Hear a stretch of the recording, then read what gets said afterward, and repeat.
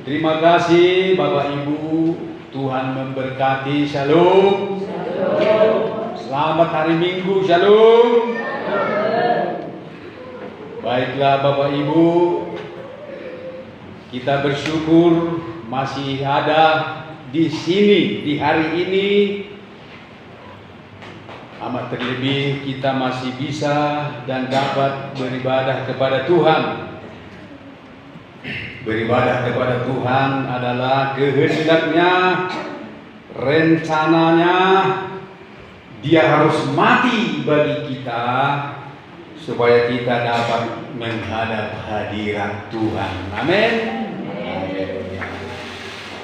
Ketika Yesus mati, tirai bait suci terbelah, di mana orang bisa langsung masuk menghadap Tuhan. Mari kita baca firman Tuhan.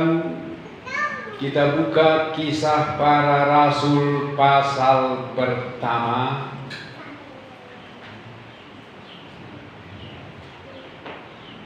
Ayat 1 sampai ayat yang ketiga.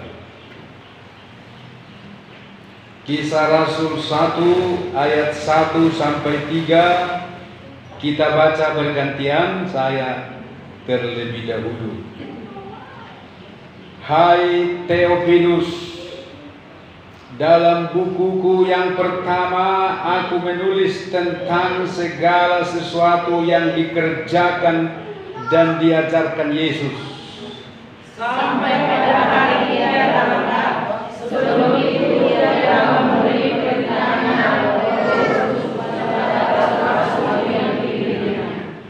sama-sama kita.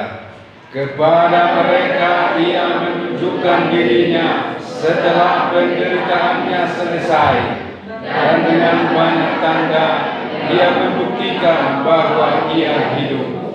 Sebab selama 40 hari Ia berulang-ulang menampakkan diri dan berbicara kepada mereka tentang kerajaan Allah. Amin. Inilah berita tentang kebangkitan Yesus. Mungkin masih hangat di hati kita berita tentang kematian dan kebangkitannya. Satu hal yang harus kita pegang, bahwa Yesus benar-benar mati dan benar-benar bangkit. Setelah Dia mati dan bangkit, 40 hari kemudian Dia harus naik ke surga, pulang ke tempat asalnya. Tetapi selama 40 hari 40 malam itu, kita tahu dari pembacaan ini bahwa Yesus itu pertama Dia berulang-ulang menampakkan diri kepada murid-murid. Dia tidak menampakkan diri kepada raja atau kepada kaisar atau kepada gubernur atau kepada imam-imam kepala atau kepada ahli Taurat dan orang Farisi atau kepada penduduk kota atau kepada musuh-musuhnya. Sekalipun musuh-musuhnya berkata akan menjadi pengikut Yesus kalau Yesus bisa turun dari salib. Itu kan dikatakan imam-imam kepala dan ahli Taurat dan tua-tua. Ketika Yesus disalibkan, mereka berkata, baiklah, Ia turun dari salib itu, maka kami akan percaya, katanya. Bukankah ini yang ditunggu-tunggu oleh Yesus? Harusnya Yesus tergiur dengan tawaran itu, bukan? Kalau sampai musuhnya menjadi muridnya, alangkah hebatnya dia di mata dunia. Kalau sampai imam-imam kepala dan tua-tua Yahudi menjadi percaya kepada dia, bukankah itu sebuah impian? Bukankah untuk menyelamatkan manusia Yesus harus datang ke dalam dunia? Tetapi ketika orang mau menawarkan, kami akan percaya kepadanya kalau ia bisa turun dari salib. Tetapi Yesus tidak mau. Yesus tidak tertarik dengan kata-kata itu. Yesus tidak mau menunjukkan keajaiban itu. Karena yang dibutuhkan manusia bukanlah mujizat dan keajaiban, tetapi pengampunan dosa. Amin. Ya, amin. Nah, di sini Yesus itu tidak menunjukkan diri kepada kaisar, raja, pembesar, tua-tua, dan imam-imam kepala, ahli Taurat, orang Farisi, dan musuh-musuhnya. Harusnya dia pamer. Lihat, ini apa kataku. Kalian salibkan aku kan? Aku bangkit nih. Ini aku bangkit. Ini lubang paku yang kalian bikin. Ini kakiku berlubang. Ini lambungku yang kalian tombak itu. Aku bangkit kan? Makanya. Tetapi Yesus hanya menampakkan diri kepada murid-muridnya. Kalau orang lain melihat, bodoh kali Yesus ini, bodoh kali dia, kok dia tidak manfaatkan kuasa Allah yang begitu dahsyat itu untuk pamer di Yerusalem. Tetapi Yesus hanya menampakkan diri kepada murid-muridnya. Dia tidak tertarik dengan segala macam yang akan membuat dia ditinggikan oleh manusia.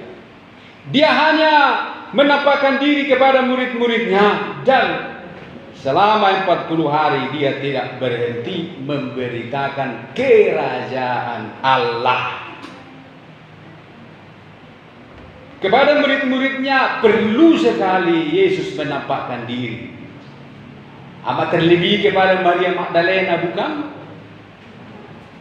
Karena Maria Magdalena pernah dirasuk 7 setan. Kalau setan-setan itu keluar dari tubuhnya, firman Tuhan berkata setan-setan itu akan kembali lagi. Maka ada kemungkinan setan-setan akan kembali kepada Maria Magdalena. Karena setan-setan akan mengajak 7 roh lain yang lebih jahat. Maka oleh karena itulah Yesus pun berusaha menampakkan diri kepada murid-muridnya supaya iman murid-muridnya hidup. Amin. Supaya iman mereka hidup, karena iman mereka sudah mati. Itulah sebabnya ketika Yesus pertama sekali menampakkan diri ketika murid-murid sedang berkumpul setelah dia bangkit, Yesus langsung berkata kepada mereka, damai sejahtera bagi kamu. Dan Yesus pun meniupkan, menghembusi mereka dengan napasnya dan berkata, terimalah Roh Kudus. Jadi mereka diembus oleh Yesus dengan napasnya. Sama seperti Allah menghembuskan napas kepada Adam. Ketika Adam diciptakan, Allah meniupkan napas kehidupan kepada Adam. Asa gabe partodina mengulur jormai. Jadi murid-murid pun sesungguhnya iman mereka sudah mati. Sudah mati. Sudah berkata kebangkitan Yesus adalah omong kosong. Kalau sampai Rasul berkata omong kosong firman Tuhan, Kalau sampai pendeta anak Tuhan berkata omong kosong itu firman Tuhan, berarti imannya sudah mati. Maka perlu ditiupkan oleh Tuhan ke lubang hidupnya napas kehidupan, itulah Roh Kudus, dan Yesus harus menampakkan diri kepada mereka sehingga mereka pun tertolong. Ibu Bapak, Yesus mau menampakkan diri kepada kita lewat ibadah. Amin. Lewat ibadah. Yesus berkata dalam Matius 18 ayat 20, sebab di mana 2 atau 3 orang berkumpul dalam namaku, di situ aku ada di tengah-tengah mereka. Jadi Yesus mau hadir menampakkan diri kepada saudara dan saya untuk menolong iman kita yang sudah mulai lemah di hari-hari ini, untuk memberikan kepada kita kekuatan sehingga kita tetap bergairah kepada Kristus. Ibu Bapak bergairah kepada Tuhan? Bergairahkah Ibu Bapak kepada Tuhan di hari-hari ini? Bagus. Hanya Tuhan yang tahu. Amin. Kita harus tetap bergairah kepada Tuhan. Dunia boleh susah, dunia boleh semakin panas, persoalan semakin bertubi-tubi, tetapi anak-anak Tuhan harus tetap bergairah kepada Tuhan. Orang yang bersemangat dapat menanggung penderitaannya.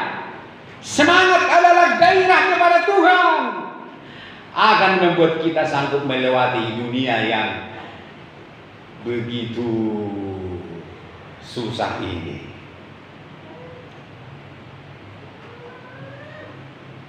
Dan selama 40 hari Yesus berulang-ulang berbicara kepada mereka tentang kerajaan Allah. Ya, Dia selalu membicarakan tentang kerajaan Allah kepada murid-murid. Jadi pelayanan Yesus diawali dengan pembicaraan tentang kerajaan Allah, diakhiri juga dengan pembicaraan tentang kerajaan Allah. Karena ketika Yesus selesai dibaptis dan memulai pelayanannya, Yesus memberitakan kerajaan Allah sudah dekat. Itu dalam Markus 1 ayat 15.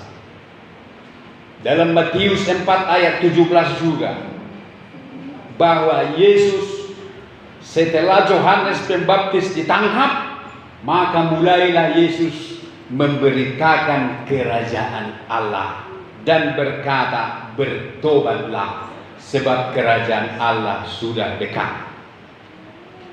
Itu jadi sama, Yohanes Pembaptis pun memberitakan hal yang demikian. Yesus pun juga memberitakan tentang kerajaan Allah dan pertobatan. Maka ketika dia pun akan pulang ke surga mengakhiri pelayanannya, yang dia beritakan berulang-ulang kepada murid-muridnya adalah kerajaan Allah. Markus 1 ayat 15.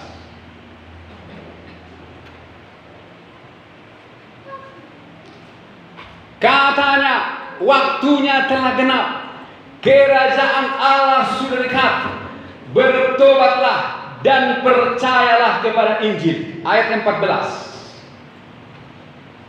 Sesudah Yohanes ditangkap, datanglah Yesus ke Galilea memberitakan Injil. Katanya, waktunya telah genap, kerajaan Allah sudah dekat, bertobatlah dan percayalah kepada Injil. Jadi selalu kerajaan Allah ini yang disampaikan oleh Yesus kepada murid-muridnya dan kepada setiap telinga yang mau mendengar. Tidak ada berita yang lain yang lebih utama selain daripada berita tentang kerajaan Allah, kerajaan Bapaknya. Itulah berita yang terbesar dan yang utama yang dimiliki oleh Yesus.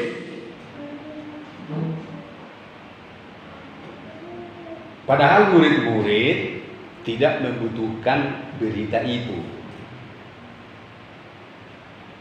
Yang dibutuhkan oleh murid-murid pada waktu itu adalah kemenangan, kekuasaan, mampu mengalahkan penjajah,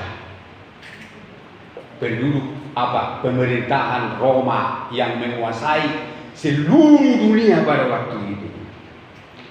Yang mereka butuhkan adalah pasukan perang dan mujizat keajaiban untuk mengusir musuh. Karena murid-murid pada waktu itu masih dalam suasana takut, sampai mereka bersembunyi di ruangan yang sangat rapat tertutup, karena mereka begitu takut terhadap pasukan serdadu-serdadu Roma dan juga terhadap orang-orang Yahudi, pemimpin agama dan orang-orang berkuasa di sekitar mereka. Tetapi justru Yesus memberikan kepada mereka kerajaan Allah. Justru Yesus ngomong terus tentang kerajaan Allah yang tidak pernah dilihat oleh mata mereka.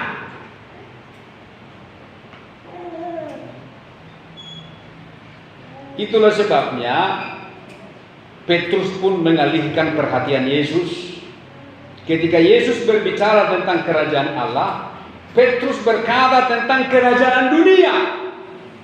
Dalam Kisah Para Rasul 1 ayat yang ke-6.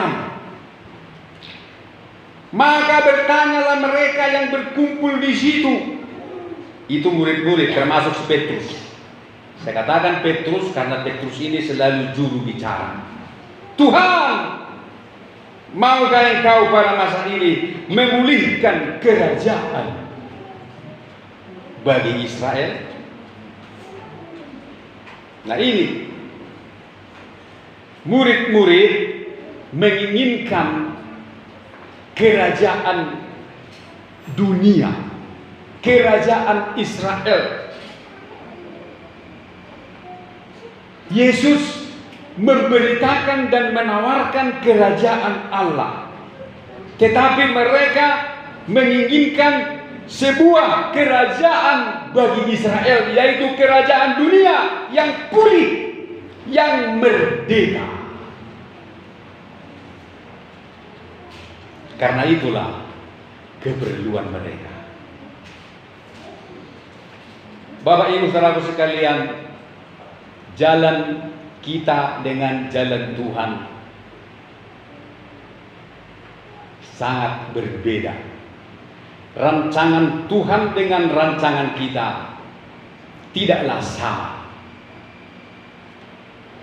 Seperti langit dan bumi, begitulah perbedaan antara rancangan Tuhan dengan rancangan kita. Menurut kita, apa yang kita inginkan adalah baik, tetapi menurut Tuhan mungkin tidak baik. Kita harus tahu bahwa Tuhan itu tidak pernah memberikan yang tidak baik kepada anak-anaknya. Amin. Tidak pernah Tuhan merancang sesuatu yang jahat kepada kita. Bukankah firman Tuhan berkata dalam Yeremia 29 ayat 11, sebab aku ini mengetahui rancangan-rancangan apa yang ada padaku mengenai kamu, yaitu bukan rancangan kecelakaan, tetapi rancangan damai sejahtera, yaitu akan memberikan kepadamu hari depan yang penuh harapan. Jadi Tuhan memberikan kerajaan Allah kepada kita, itulah rancangan yang penuh damai sejahtera. Karena itu kita terima saja. Dan mengapa Yesus melulu membicarakan tentang kerajaan Allah? Bukankah sebaiknya dia membicarakan tentang kerajaan dunia yang sangat diperlukan oleh mereka pada waktu itu?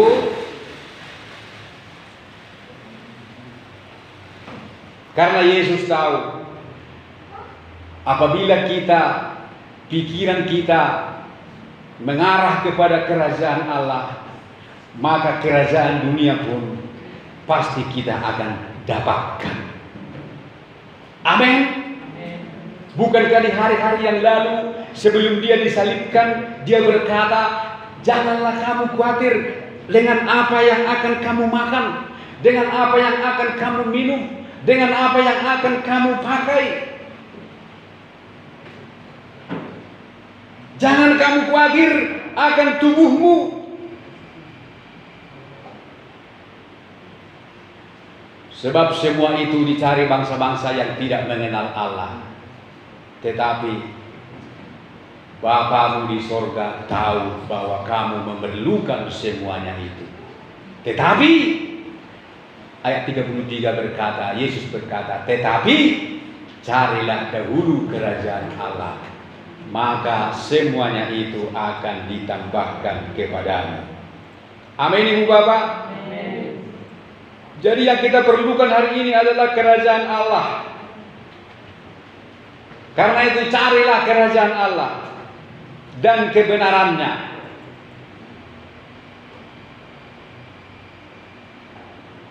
Tahu ngadu amin. Dan Allah kamu terserah kamu bapak. Apakah kerajaan dunia itu tidak baik? Apakah kerajaan dunia yang diminta oleh Petrus dan murid-murid itu tidak benar atau tidak penting? Apakah kebutuhan-kebutuhan perkara-perkara di dunia ini tidak baik dan tidak penting untuk kita miliki? Penting, baik. Tetapi jangan karena untuk hal-hal yang baik kita menjadi kehilangan kebenaran. Jangan hanya karena hal-hal yang baik itu kita menjadi kehilangan apa yang benar di mata Allah. Amin. Nah, Yesus ini tahunya begitu.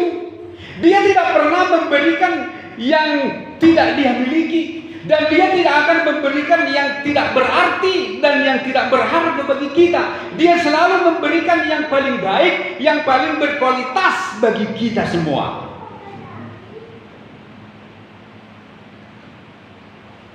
Saya ulangi, dia akan memberikan yang paling baik dan yang paling berkualitas kepada kita semua.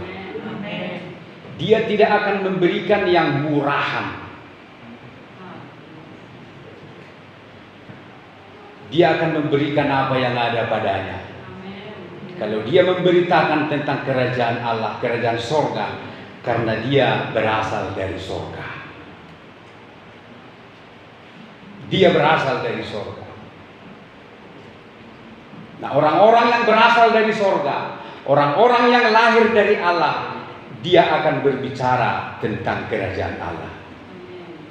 Tetapi orang-orang yang tidak berasal dari Allah akan selalu berbicara tentang perkara-perkara duniawi. Mari kita baca 1 Yohanes pasal 5.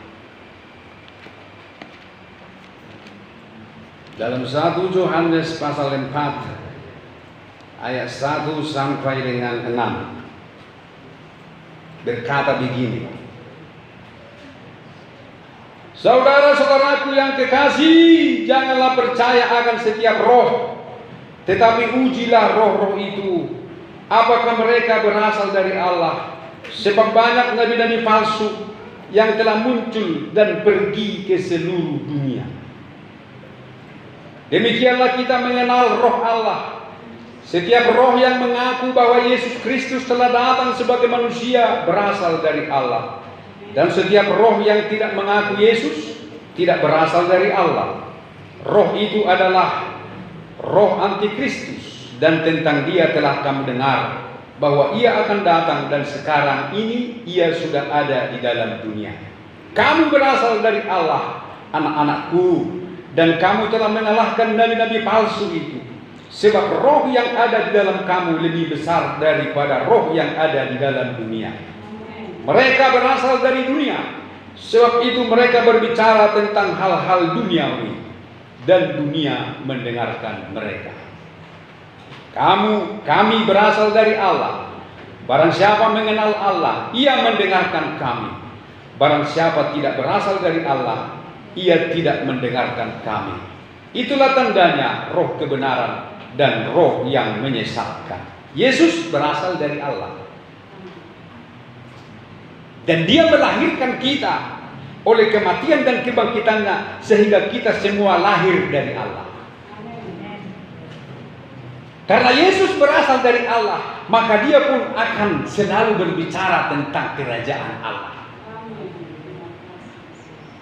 Tetapi orang-orang yang tidak berasal dari Allah akan selalu berbicara tentang hal-hal duniawi. Dan dunia ini saja. Mereka adalah nabi-nabi palsu. Seperti yang kita baca, bahwa mereka adalah nabi-nabi palsu yang telah muncul dan yang sudah pergi ke seluruh dunia, di mana mereka hanya berbicara tentang hal-hal duniawi. Karena itu ibu bapak harus berhati-hati. Kita juga harus berhati-hati. Ada banyak gereja yang hanya selalu berbicara tentang perkara-perkara dunia, mengemas firman Allah sedemikian bagus untuk mendapatkan yang dunia, mengolah ayat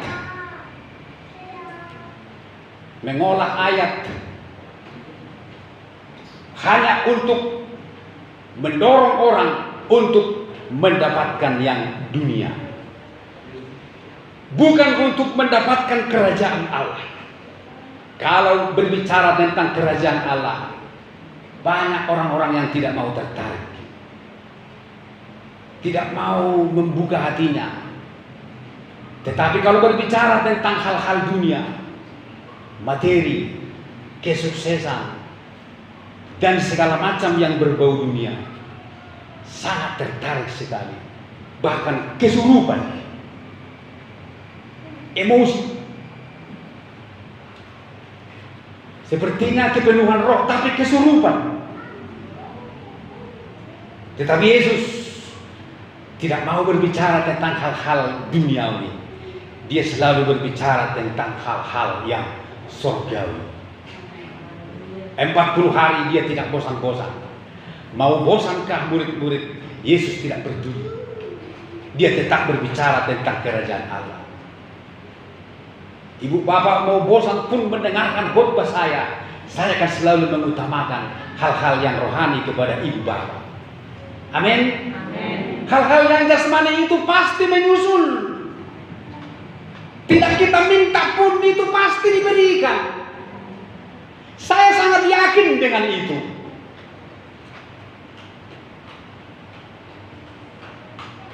Kalau kita memiliki apa yang diinginkan oleh Tuhan di hati kita, tidak perlu kita khawatir untuk makan, untuk minum, untuk berpakaian, untuk bisa sukses. Semua itu akan ditambahkan kepada kita yang mau mendahulukan kerajaan Allah.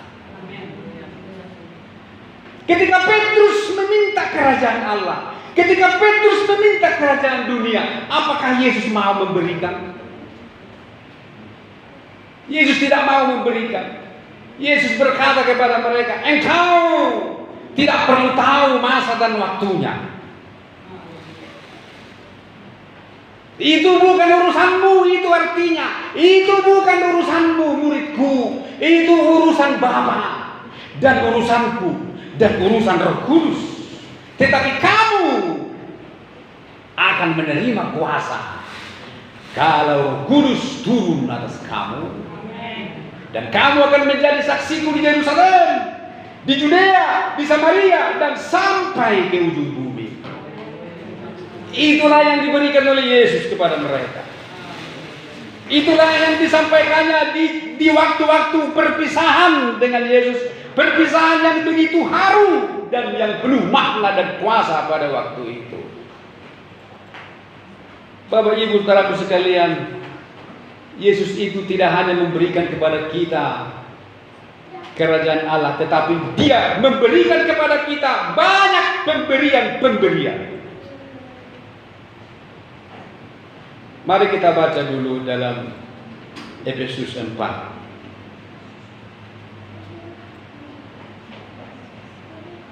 Efesus 4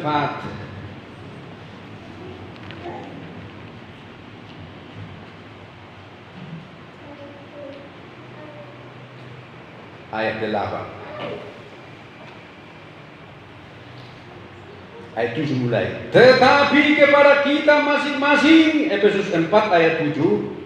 Tetapi kepada kita masing-masing telah dianugerahkan kasih karunia menurut ukuran pemberian Kristus. Itulah sebabnya kata Nas, tatkala Yesus naik ke tempat tinggi, Ia membawa tawanan-tawanan, Ia memberikan pemberian kepada manusia. Bukankah Ia telah naik? Berarti bahwa Ia juga telah turun ke bagian bumi yang paling bawah. Ia yang telah turun, Ia juga yang telah naik jauh lebih tinggi daripada semua langit untuk memenuhkan segala sesuatu. Jadi Yesus memberikan kepada manusia pemberian. Saya baca ayat 8 bagian terakhir. Ia memberikan pemberian kepada manusia. Yaitu siapa? Yesus. Yesus yang telah naik ke sorga, ke langit, dan juga yang telah turun ke bumi. Artinya sudah dikubur, sudah masuk ke dalam maut, mati. Dia memberikan pemberian kepada manusia. Pemberian yang utama yang diberikan adalah keselamatan.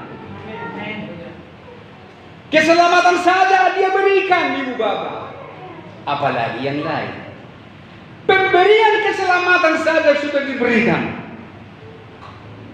Apalagi makanan, minuman, dan kebutuhan itu tidak ada artinya dibandingkan dengan pemberian keselamatan dan kerajaan sorga yang diberikan oleh Yesus. Maka Yesus tidak mau kita kehilangan keselamatan hanya karena makanan minuman.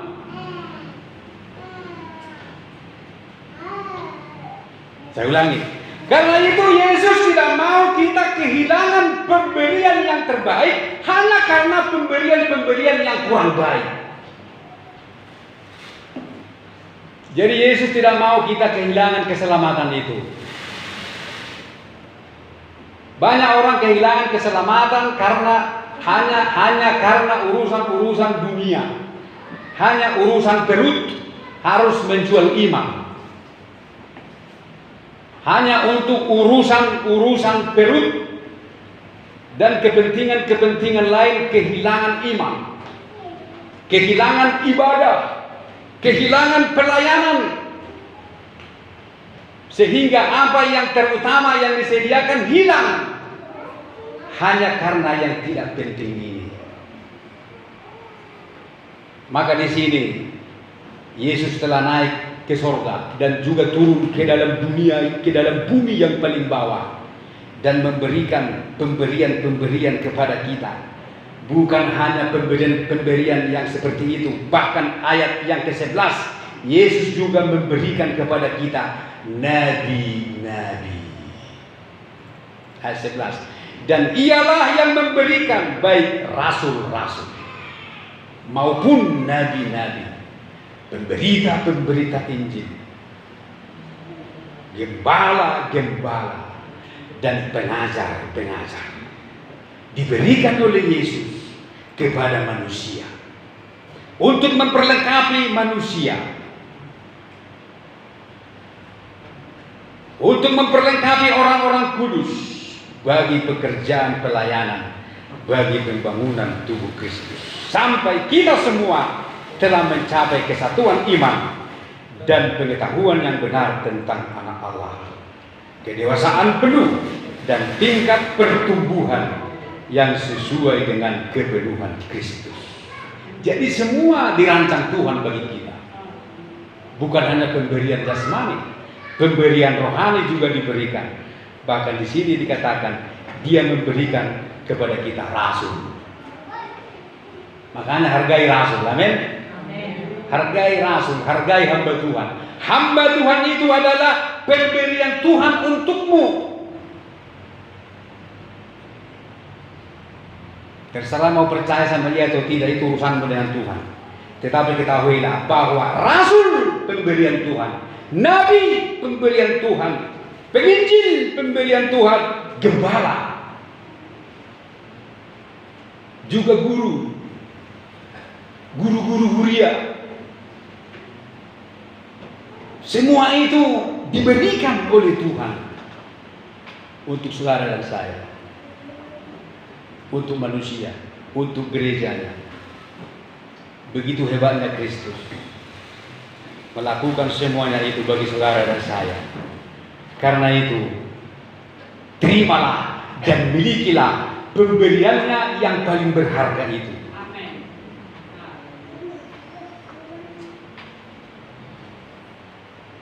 Kalau kita mau menghargai dan menerima semua itu dengan sukacita, pemberian yang lain pun yang kurang berharga pasti kita akan miliki di dalam dunia ini. Percaya saja. Amin ibu bapak. Percaya saja. Jangan mau digoyang oleh keadaanmu. Mungkin aku rasa masih sakit aku ini, tapi kata firman Tuhan, mintalah kepada Tuhan dan percayalah bahwa apa yang kau minta itu sudah kamu terima. Percaya saja bahwa kita sudah menerima apa yang kita minta. Percaya saja, bukankah Yesus sudah berkata, sudah selesai. Dan firman Tuhan juga berkata dalam Yesaya, mengatakan, dan oleh bilur-bilurnya kita akan sembuh atau telah sembuh atau menjadi sembuh. Oleh bilur-bilurnya kita telah sembuh, menjadi sembuh, telah sembuh, tidak akan sembuh lagi. Jadi tinggal bersyukur saja kepada Tuhan. Tuhan, saya bersyukur aku telah sembuh. Tuhan, aku bersyukur aku telah diberkati. Engkau sudah miskin supaya aku kaya. Karena 2 Korintus 8 ayat 9 berkata, apa katanya?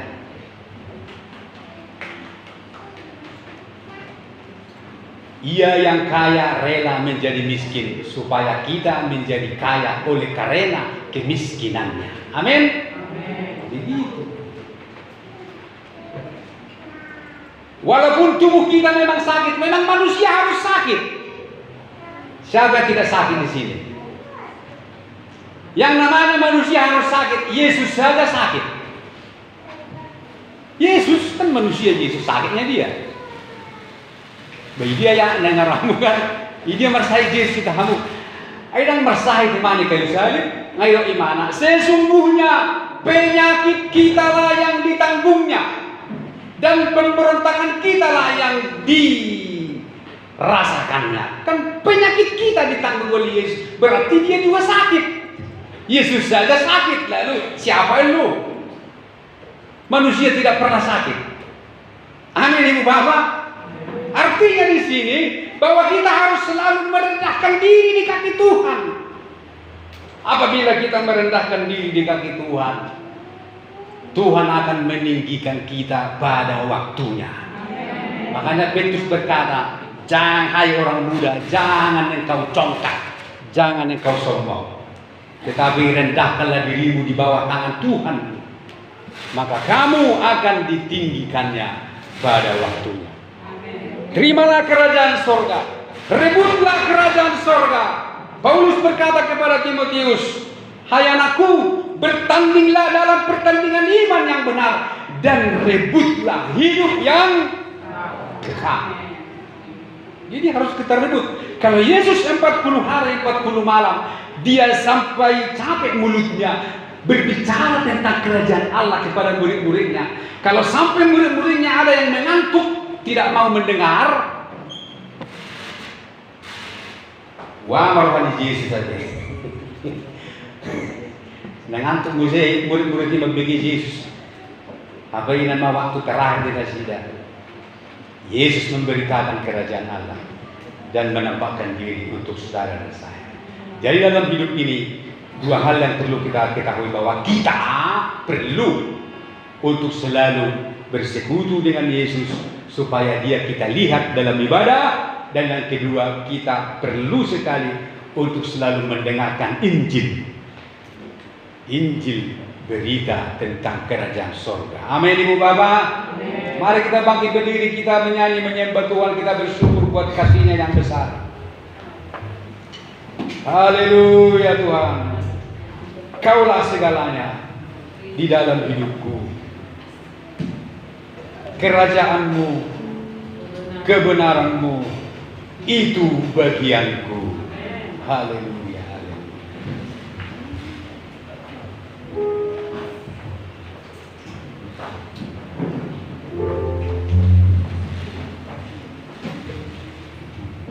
Terima kasih Tuhan.